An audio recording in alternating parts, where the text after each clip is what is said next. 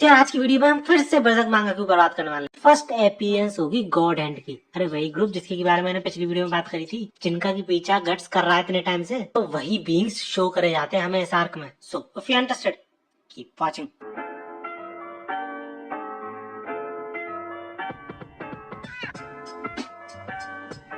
तो जैसे कि हमने पिछले वीडियो में देखा था कि इस बंदे को एग्जीक्यूट कर दिया जाता है सब लोगों के सामने, लेकिन ये मरते दम तक गट्स के ऊपर से विश्वास नहीं तोड़ता और गट्स से लिटरली भीख मांगता है कि इस दानव को जान से खत्म करे। और गट्स तय करता है कि वो उस बंदे के लिए रिवेंज ले। खैर इसके बाद हम देखते हैं काउंट को, यानी इसी मॉन्स्टर को जिसने की पक को पकड़ लिया था। And if you don't know ऐसा कैसे हुआ, तो पक उस एग्जीक्यूशन को रोकने की कोशिश कर रहा था, लेकिन ऑब्वियसली नहीं रोक पाता है और वहाँ पे सोल्जर से पकड़ लेता है। इसके बाद हमें दिखाई जाती है इस काउंट की बेटी, और उसके लिए गिफ्ट के तौर पे ये पक को ले जा रहा था। अब वैसे तो इसकी बेटी को पक बहुत ज्यादा पसंद आता है एज अ गिफ्ट, लेकिन स्टिल वो बिल्कुल भी खुश नहीं होती। और भले ही काउंट उसका बाप था, लेकिन स्टिल काउंट से बहुत ज्यादा डरती थी और घिनाती थी। और इसी तरीके का कुछ रिश्ता था काउंट और उसकी बेटी के बीच। लेकिन काउंट कितना भी गुस्सा कर ले बाकी लोगों पे, लेकिन अपनी बेटी से कुछ भी नहीं बोलता और चुपचाप वहाँ से चला जाता है। इतने में काउंट रियलाइज करता है कि गट्स उसके कैसल में ऑलरेडी घुस चुका है। दैट्स व्हाई वो उसी कैप्टन को, जिसको कि उसने कंट्रोल में ले रखा था, गट्स का सामना करने भेजता है, जो कि अब कुछ ऐसा दिखने लगा था। अब पिछली बार तो गट्स छत पे गिरा के भाग लेता है इससे बच के, ये सोच कर कि मर चुका है, लेकिन इस बार वो ऐसा नहीं कर सकता था क्योंकि इस बार कोई छत ही नहीं थी ऊपर। एंड दैट्स व्हाई इन दोनों के बीच में फुल ब्लोन फाइट दिखाई जाती है, जिसमें गट्स एरोज का यूज करता है, अपनी स्वॉर्ड का ऑब्वियसली यूज करता है, लेकिन इस मॉन्स्टर पे इन सारी चीजों में से किसी भी चीज का असर नहीं पड़ रहा था।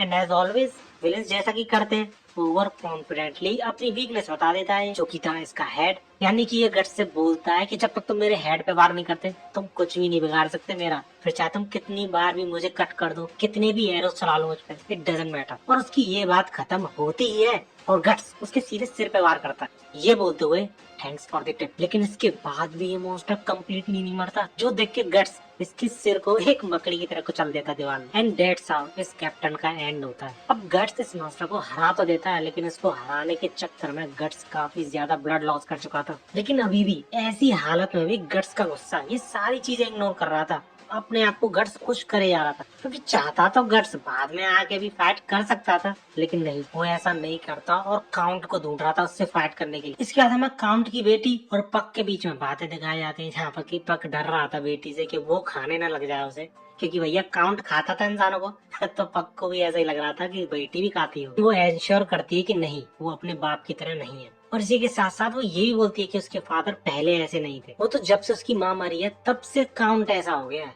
अब वैसे तो उसे सारी चीजें पता नहीं है डिटेल में, और उसे चीजें कुछ कुछ याद भी नहीं है, लेकिन काउंट यानी इसके फादर ने इसे ये बताया है कि एक अंधभक्तों का ग्रुप था जिसके की अगेंस्ट में इसका फादर था, और उन अंधभक्तों के ग्रुप ने इसकी मदर को किडनैप कर लिया एंड उसकी मदर को एज अ सैक्रिफाइस यूज करा गॉड के सामने, जिनकी वो अंधभक्त पूजा किया करते थे। और उसी इंसिडेंट के बाद से इसका फादर बहुत ज्यादा बदल गया, और कभी कभी तो ऐसे एक्शन लेता है इसका फादर कि इसे विश्वास ही नहीं होता कि ये एक इंसान है। मतलब इसको अपना खुद का ही फादर इंसान नहीं लग रहा है। और यही चीजें याद करते हुए ये प्रिंसेस रोने लग जाती है। इसके बाद फिर सीन चेंज होता है और हम देखते हैं गट्स को, जो कि पूरे के पूरे कैसल में घूम रहा था काउंट को ढूंढने के लिए, और जो भी सोल्जर उसके सामने आ रहा था सबको ठिकाने लगाया जा रहा था। अब ऑब्वियसली गट्स जब इतने तगड़े मॉन्स्टर को हरा सकता है, तो इन सोल्जर्स को तो आसानी से ठिकाने लगा देता है। लेकिन तभी ये बड़ा पूरे के पूरे सोल्जर्स की आर्मी के साथ गट्स के सामने खड़ा हो जाता है उसे रोकने के लिए ऑब्वियसली। लेकिन क्योंकि इस बड़ाऊ को पता था कि गट्स को मारना इतना आसान नहीं है, तो वो पहले तो धमकी देता है गट्स को कि वापस लौट जाओ अगर मरना नहीं चाहते। लेकिन गट्स इस बात को कम्प्लीटली इग्नोर करते हुए बोलता है मूव, जिसपे ये बड़ू शॉट। और इसी के बाद गट्स फिर से बोलता है you are in my way, move. और ये सुनते ही इस बड़ों की फटने लग जाती है और वो सारे सोल्जर से अटैक करने को बोलता है, जिसमें कि सबसे पहले अटैक करते हैं तीरंदाज, जिनसे कि गट्स आसानी से बच जाता है अपनी तलवार का ही यूज करके, क्योंकि भैया उसकी तलवार इतनी ज्यादा वाइड थी, उसको वो शील्ड की तरह भी यूज कर सकता था। और इसी के बाद सिर्फ एक स्विंग में दर्जनों तीरंदाजों को दो हिस्सों में मार देता है। इसके बाद ये बड़ा और भी ज्यादा घबरा जाता है, लेकिन इसी के बाद जेवलिन्स का यूज करके सोल्जर्स आते हैं गट्स का सामना करने, लेकिन वो भी कुछ नहीं कर पाते। एक स्विंग में उनको भी ढेर कर रहा था ये। एंड इसके बाद जाके पिछले कैप्टन जितना स्ट्रॉन्ग बंदा आता है गट्स का सामना करने, लेकिन दो स्विंग्स में ये बंदा भी ढेर।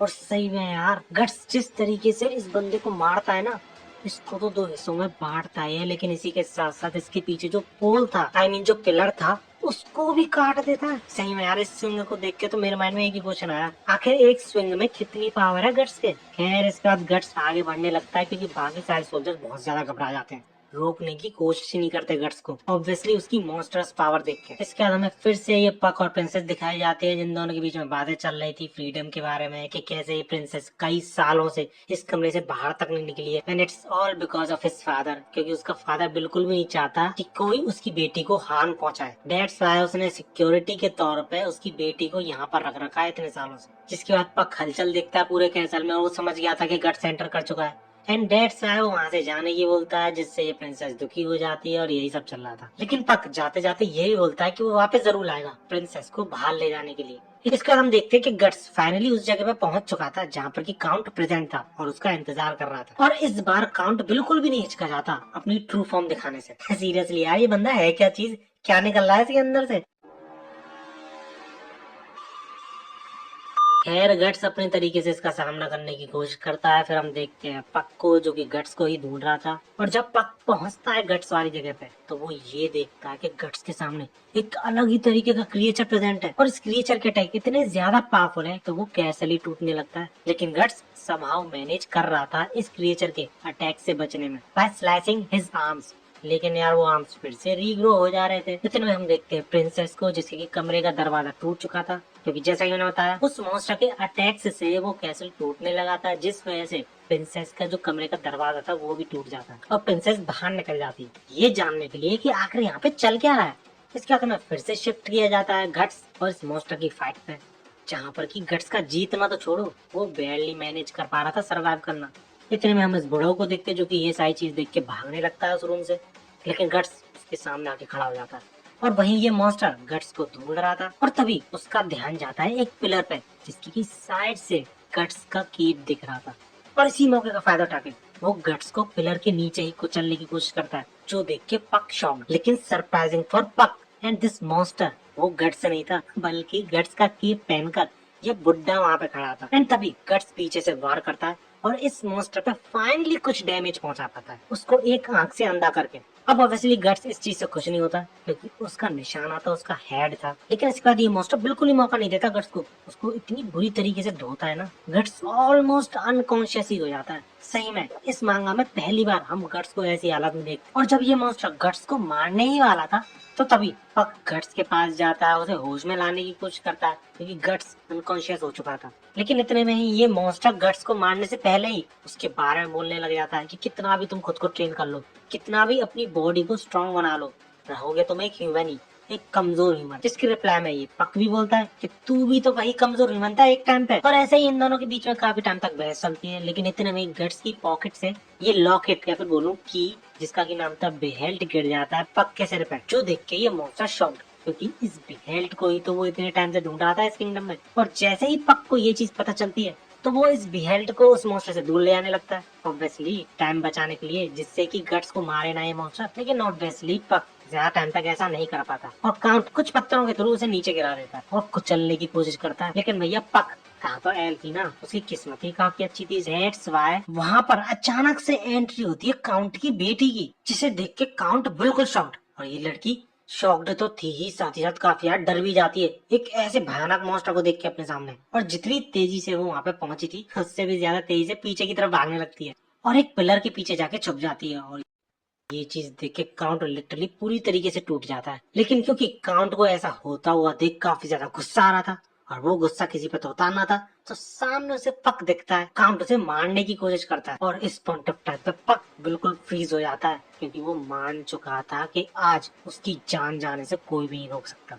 लेकिन ऐसे कैसे, जैसा कि उन्होंने बताया पक एक हेल्प है तो किस्मत काफी अच्छी है उसकी। इससे पहले कि ये मॉन्स्टर कुछ कर पाता गट्स उस पर हमला कर देता है। इसका भले ही गट्स काफी ज्यादा बुरी हालत में खड़ा हो रहा था, लेकिन स्टिल गट्स को खड़ा होता हुआ देख कर ही पक काफी ज्यादा इमोशनल हो जाता है, खुश हो जाता है। और इस बार गट्स भी चिल्लाता नहीं है पक पे, से शांति से साइड करता है और एक डीमोनिक हंसी के साथ मॉन्स्टर की तरफ बढ़ता है। अब वैसे गट्स काफी ज्यादा कॉन्फिडेंस के साथ चैलेंज तो करता है उस मॉन्स्टर को, और उस मॉन्स्टर को गुस्सा भी आता है इस बात पे। लेकिन अगेन गट्स उसके एक ही अटैक में बहुत दूर जाके गिरता है और ऐसा ही फील हो रहा था कि अगले अटैक में तो गट्स मर ही जाएगा। लेकिन तभी गट्स अचानक से काउंट की बेटी को सामने ले आता है और उसको ऐसा शील्ड यूज करके काउंट पे तोप से वार करता है जो कि उसके हाथ में लगा हुआ था। अब आई नो तुम सब लोग ये सोच रहे होगे कि गट्स के पास ये चीजें आखिर आई कहाँ से हैं? तो चिंता मत करो, आगे इस सीरीज में तुम्हें सब कुछ पता चल जाए। लेकिन इस ब्लास्ट को यूज करने का टोल गट्स पे भी आता है, उसकी बॉडी पे भी आता है। उसका दूसरा हाथ भी वर्क करना बंद कर देता है इस ब्लास्ट से होने वाले इम्पैक्ट की वजह से। लेकिन क्योंकि ये मॉन्स्टर अभी भी जिंदा था और हार में पहुंचा सकता था किसी को भी, गट्स को मार भी सकता था, तो गट्स लिटरली अपनी तलवार को, जो कि इतनी बड़ी है साइज में,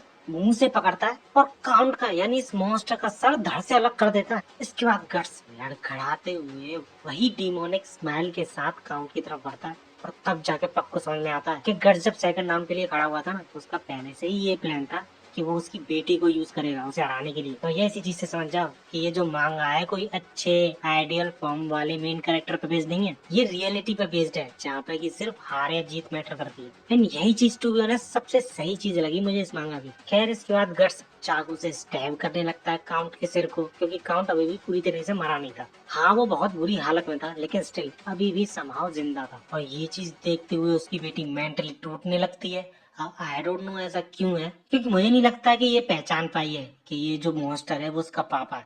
पर शायद से किसी को भी मरता हुआ देख के ऐसे हर्ट हो रहा होगा, वही लड़कियों का मैटर जो रहता है, जिस पर पक रोकने की कोशिश करता है गट्स को कि यार इनोसेंट गर्ल के सामने तो मत ऐसा कर। लेकिन गट्स पक की तरफ ही चाकू घुमाते हुए बोल देता है, रास्ते में बता अगर मरना नहीं है तो। और इसके बाद ना सिर्फ गट्स काउंट को मारने का कोशिश करता है, बल्कि उसी की बेटी के सामने ले जाके उसके सर को लगातार स्टैब करते चला जाता है। और सही में यार ऐसे ही मूवमेंट्स में समझ में नहीं आता कि आखिर मॉन्स्टर है कौन। और ऐसे ही कुछ टाइम तक स्टैब करने के बाद फिर भी काउंट मरता नहीं है और गट्स हंसने लग जाता है, क्योंकि अब उसे कुछ भी करने की जरूरत नहीं थी। थोड़ा टाइम रुकने के बाद काउंट अपने आप मर जाएगा।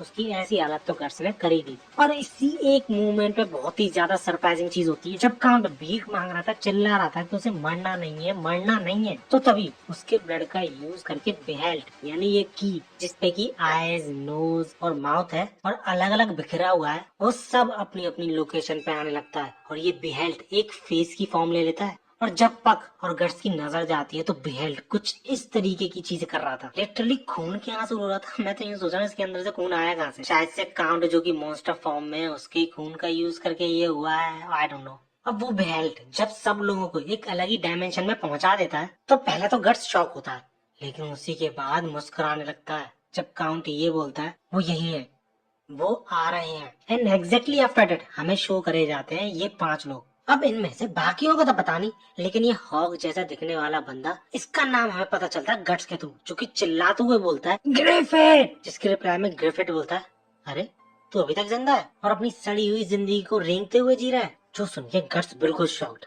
अब इसके बाद भी काफी सारी चीजें होती हैं, इन सब के बीच काफी सारी बातें होती हैं, लेकिन शॉर्टकट में बताऊं तो गट्स और ये ग्रिफिट एक दूसरे को जानते थे काफी अच्छी तरीके से। और गट्स काफी ज्यादा नाराज और काफी ज्यादा गुस्सा भी था ग्रिफिट से। और इसका पीछे का रीजन तो हमें नहीं बताया जाता, आगे चल के तुम सबको पता चलेगा और वो रीजन सही में तुम्हें शॉक करने वाला है। इसके अलावा जैसा कि मैंने तुम्हें बताया कि गट्स काफी ज्यादा गुस्सा था ग्रिफिट से, तो वो उसे मारने की भी कोशिश करता है इतनी बुरी हालत में भी। लेकिन गट्स का जो ब्रांड है ना, यानी वो जो निशान है, वो उसे ऐसा करने से रोकता है। लेकिन स्टिल गट्स हार नहीं मानता और उसकी ऐसी विल पावर देख के गॉड हैंड के सारे मेंबर शॉक हो जाते हैं। लेकिन फिर भी गट्स ग्रिफिट को छू तक नहीं पाता, उसे मारना तो दूर की बात है। इसके अलावा जब काउंट गॉड हैंड के सारे मेंबर से बोलता है कि इसे मार दे, यानी गट्स को मार दे, ब्लैक स्वॉर्ड्समैन को, तो वो सब इनकार कर देते हैं, ये बोलते हुए कि ये तो तुक्के से हो गया कि तुम इस डायमेंशन में आ गए हेल्थ का यूज करके। और वो भी इसके पीछे का रीजन ये बताते हैं कि तुम काफी ज्यादा डरते हो अपनी मौत से और बहुत ज्यादा प्यार करते हो अपनी जिंदगी से, और यही डिजायर तुमको इस डायमेंशन में ले आई है। और ये सब कुछ तुक्के से हुआ है,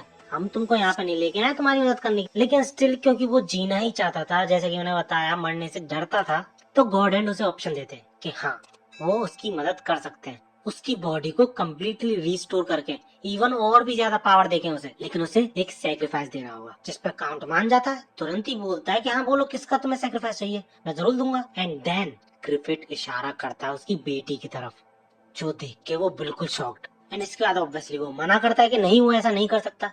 लेकिन गॉड एंड उससे ये बोलते हैं क्यों क्या हुआ, तुम्हारे लिए ऐसा करना बड़ी बात थोड़ी है, पहले भी तो तुम कर चुके हैं ऐसा। जिस पे उसकी बेटी कंफ्यूजन में आ जाती है कि पहले भी कर चुके हैं, किसके साथ। एंड देन एक बहुत बड़ा सीक्रेट रिवील होता है, जो रिवील करने से काउंट मना तो करता है, लेकिन गॉड हैंड को किसकी ही पड़ी है, वो ये रिवील कर देते हैं कि काउंट की बीवी को किसने मारा और क्यों मारा था। तो बेसिकली हुआ क्या था, काउंट एक बहुत बड़ी जंग लड़के वापस आ रहा था अपने किंगडम में, और जब वो वापस आता है तो वो देखता है एक क्रिएचर को जिसके आसपास काफी सारे लोग होते हैं और गपागप किए जा रहे होते हैं। अब पैनल्स में तो मैं शायद शो नहीं कर पाऊंगा ऑब्वियसली, लेकिन उन सभी में से जो क्रिएचर था उसके साथ गपागप कर रही थी काउंट की बीवी। और क्योंकि ये सारे सीन्स गॉड हैंड के जो मेंबर्स हैं वो शो कर रहे थे एक तरीके की स्क्रीन पर, तो यार काउंट की बेटी काफी ज्यादा शॉक हो जाती है। एंड ऑब्वियसली यार कोई भी हो जाएगा ये सारी चीजें सुन के। इसके बाद हमें एक्सप्लेन कराया था कि काउंट नहीं, उन सारे लोगों को एक साथ खत्म कर दिया रेज में आके। अब उस क्रिएचर के साथ क्या हुआ ये तो हमें एक्सप्लेन नहीं करा जाता है,